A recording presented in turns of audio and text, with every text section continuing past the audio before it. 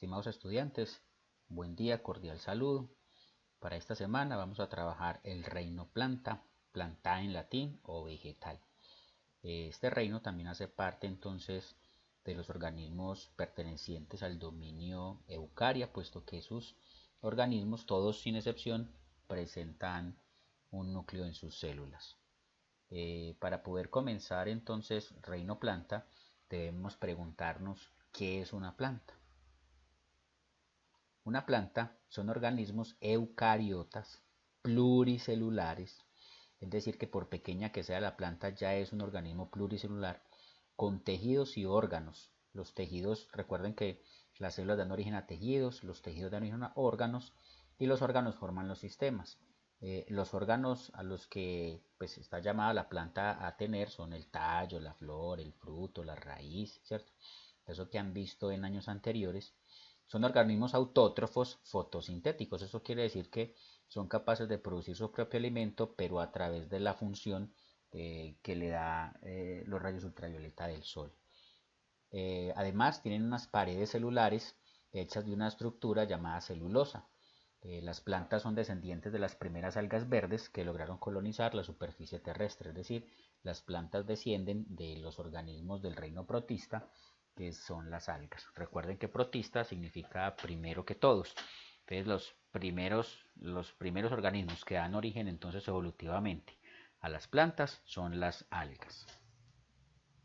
Una característica fundamental e importantísima de las plantas que permite entonces que el planeta Tierra en un momento dado haya cambiado su composición química atmosférica por oxígeno, ¿cierto?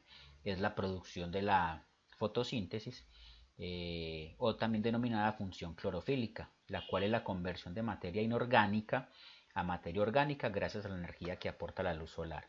Este proceso, la energía lumínica se transforma en energía química estable y aquí podemos ver entonces la reacción química.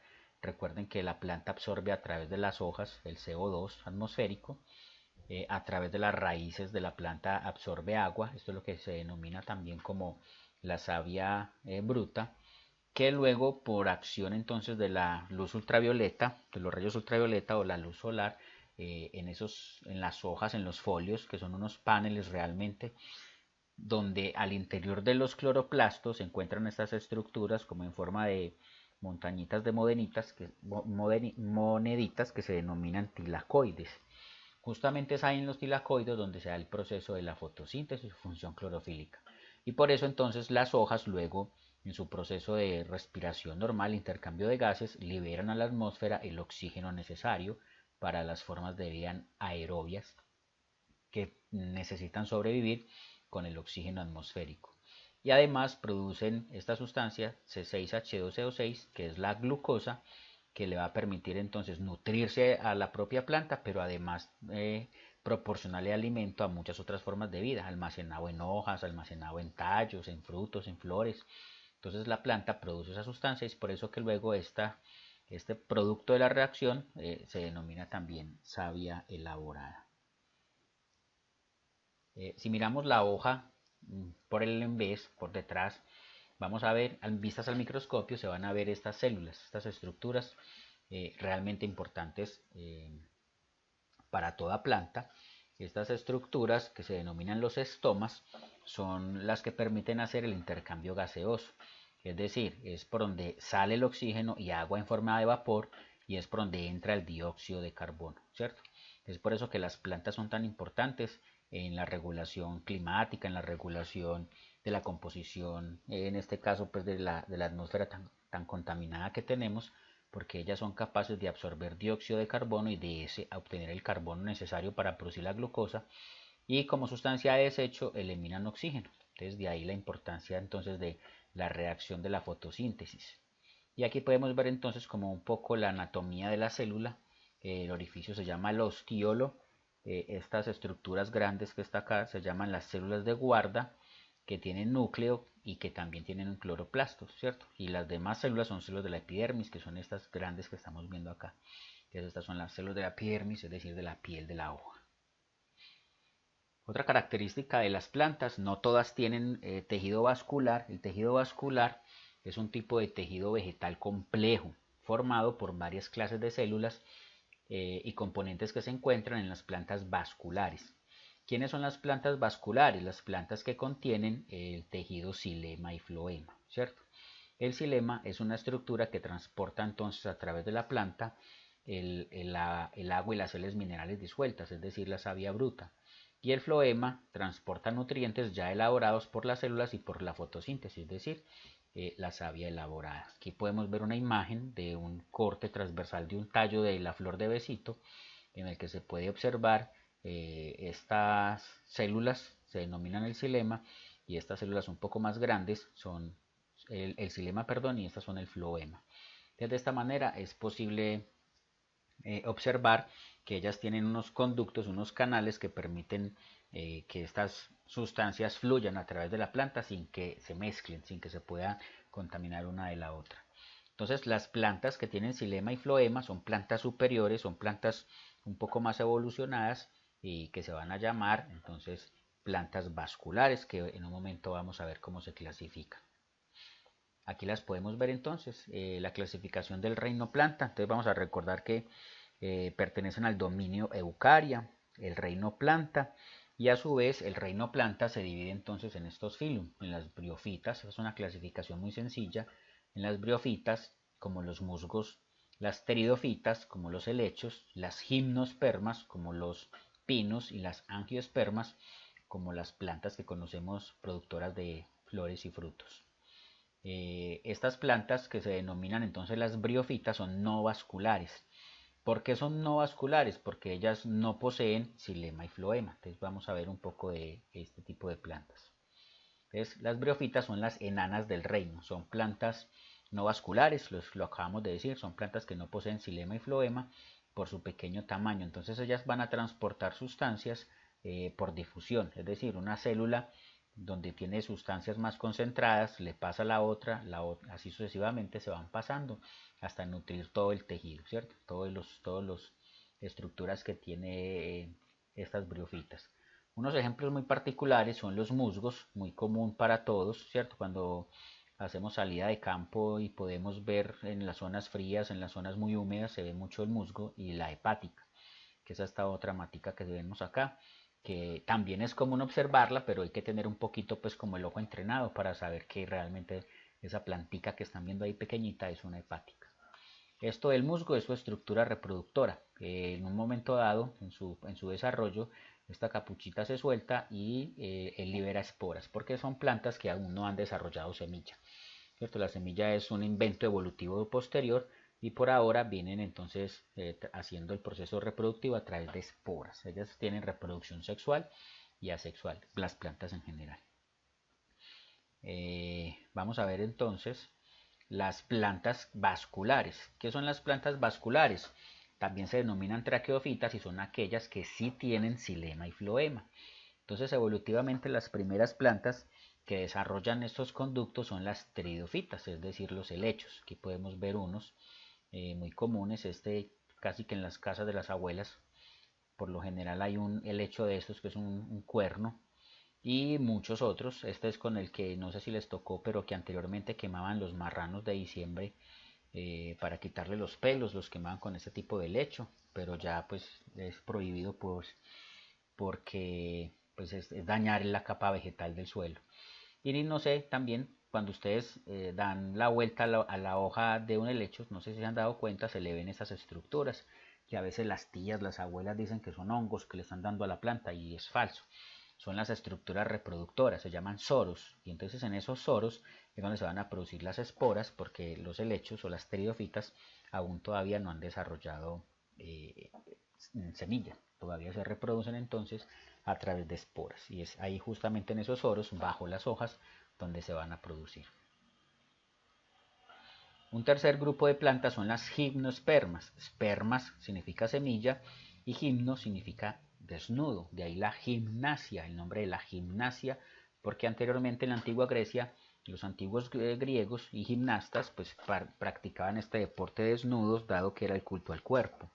Entonces cuando uno ve esas estatuas griegas de los antiguos deportistas de los Juegos Olímpicos, pues por lo general son desnudos. Y es porque la gimnasia, ese prefijo gim, significa desnudo. Entonces aquí estamos hablando de semillas desnudas. Vamos a hablar de unos ejemplos de semillas desnudas. Ellas pues también son plantas vasculares, quiere decir eso que tienen xilema y floema. Y se llaman desnudas porque tienen estas estructuras que conocemos como conos, ¿cierto? Que los utilizamos en adornos de Navidad, por ejemplo. Y estas estructuras en realidad son el ovario de la planta.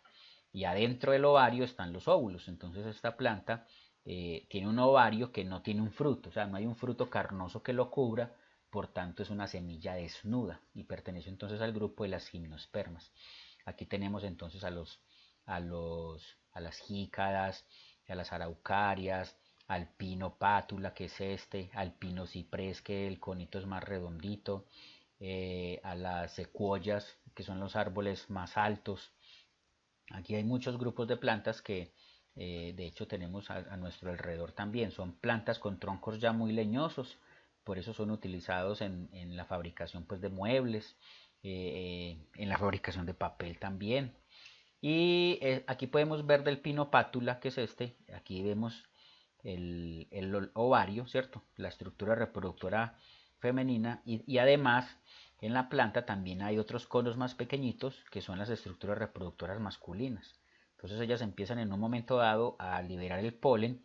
Esta piñita se abre, el polen pues a través del viento, ¿cierto? Es que es un proceso de polinización, pues permite que entre el polen al interior del ovario y puedan entonces fecundar a los óvulos y producir las semillas, porque estas plantas ya sí son capaces de producir semillas. Y por último tenemos entonces las angiospermas. ¿Qué significan las angiospermas? Significa semilla cubierta. Es decir, que a este grupo pertenecen ya las plantas cuya semilla está cubierta por un fruto, como podemos ver aquí estas castañas, como por ejemplo un mango, ¿cierto? Donde la semilla está cubierta por el fruto que nos comemos, o un aguacate, una sandía, un melocotón, etcétera, etcétera, todas estas frutas donde la semilla está realmente cubierta por un fruto. ¿Qué es el fruto de una planta? Realmente el fruto de una planta es un ovario maduro, ¿sí? Entonces a veces suena raro, pero cuando nos comemos una ensalada de frutas, nos estamos comiendo una ensalada de ovarios de organismos del reino planta. Pero pues la planta los está produciendo con nutrientes para poder nutrir a esa semilla, que aprovechamos nosotros para alimentarnos de ella, pero la planta la ha producido para darle nutrientes a esa semilla que viene en desarrollo, que viene en proceso, puesto que no hay un cordón umbilical que los una. Entonces tiene que liberar a ese nuevo ser, ese nuevo organismo, pues con alguna provisión de alimentos, y ese es entonces el fruto carnoso que nos comemos. Bueno, muy bien.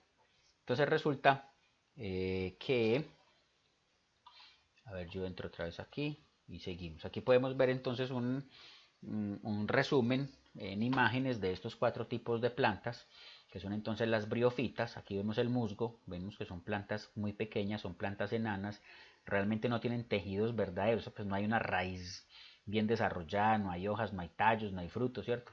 Son organismos muy sencillos que tienen la característica entonces de ser pequeños y de tener todas las características pues, del reino planta, producir, generar la fotosíntesis para producir su propio alimento. Aquí tenemos entonces a un helecho que pertenece a las pteridofitas. Esas hojitas se llaman frondes, los soros de los que les estaba hablando, y frondes en desarrollo, que son las hojitas que empiezan a crecer, que siempre son muy visibles en los helechos. También les dicen bastón de obispo. Están los rizomas y los rizoides o raíces, ¿cierto? Aquí podemos ver entonces las gimnospermas, que son las plantas con semilla desnuda, o vemos los conos femeninos, como les mostraba ahora, los conos masculinos, que realmente son las estructuras reproductoras de este tipo de plantas. Y en las angiospermas, pues que ya son las semillas cubiertas, aquí estamos viendo una manzana, y recuerden que antes de fruto siempre hay una flor, donde la flor pues es fecundada y el óvulo de la flor se convierte entonces, el ovario de la flor, perdón, se convierte en la fruta madura.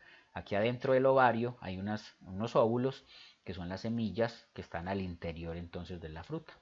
Es por eso entonces que la fruta pues se ve recubierta de sustancias nutritivas para poder nutrir a estos organismos plantulitas que van a germinar y a desarrollarse pues en el momento que les corresponda. Bueno, con esta clase vamos a desarrollar esta actividad. La actividad consta de 10 puntos para desarrollar en un documento de Word. Está muy fácil, ¿cierto? Igual tienen el recurso del libro o las páginas del libro que les comparto aquí mismo en la tarea. Entonces la primera pregunta que van a responder es ¿qué es una planta? Segunda pregunta, ¿de qué organismos pertenecientes a qué reino evolucionaron las plantas? ¿Qué dificultades debieron superar las plantas al colonizar tierra firme? Recuerden que ellas vienen del agua, ¿cierto? Esos organismos ancestrales que dieron origen al reino planta vienen del agua, entonces tuvieron que superar algunas dificultades para poder estar en tierra firme. Cuarto, ¿qué características de las briofitas, de las enanas, las hace depender en gran medida del agua? 5. Indique 3 características de las pteridofitas, que ya sabemos que son los helechos. Y pues mostramos ejemplos también, ¿cierto? Recuerden acompañar con imágenes sus explicaciones que hacen del trabajo pues mucho más estructurado y les permite también a ustedes hacer recordación. 6. ¿Qué es una semilla y para qué la evolución favoreció esta estructura? Recuerden que en la videoclase hablábamos de que estas primeras plantas realmente se producen no por semillas, sino por otra estructura que se denominan las esporas. Fue después en el proceso evolutivo que se originan las semillas. Entonces la pregunta es definir qué es una semilla y para qué la evolución favoreció esta estructura. 7. ¿Qué son las gimnospermas? E indique 5 ejemplos. También vamos a colocar ahí fotos, imágenes para poder hacer recordación, ¿cierto? 8. Explique la ventaja evolutiva que adquirieron las angiospermas con A. La aparición de las flores y la aparición del fruto. Es decir, recuerden que las gimnospermas son organismos que pues no poseen flores y por tanto su fruto no es carnoso, por eso son de semilla desnuda.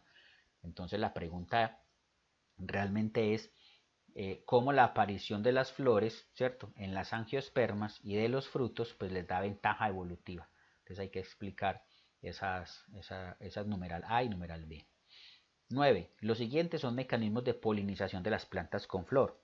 Es decir, A, la zoófila, la anemófila y la hidrófila. Entonces la pregunta es, ¿qué hace posible la polinización en cada caso? ¿Qué poliniza si estamos hablando de zoófila? ¿Qué es lo que está polinizando si estamos hablando de anemófila?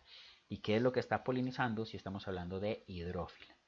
Y por último, pues van a dibujar o van a encontrar una imagen, ¿cierto? Una búsqueda en internet donde realmente se muestre el aparato reproductor de un angiosperma con sus partes. Entonces, como un angiosperma son plantas con fruto cubierto, entonces decíamos que antes de fruto debe haber una flor. Entonces, realizar el dibujo o que busquemos una imagen donde se pueda observar ese aparato reproductor, es decir, la flor de un angiosperma con sus partes. ¿Listo? Bueno chicos, no siendo más, esta es la actividad para trabajar durante esta semana relacionada con el reino planta. Un abrazo y hasta pronto.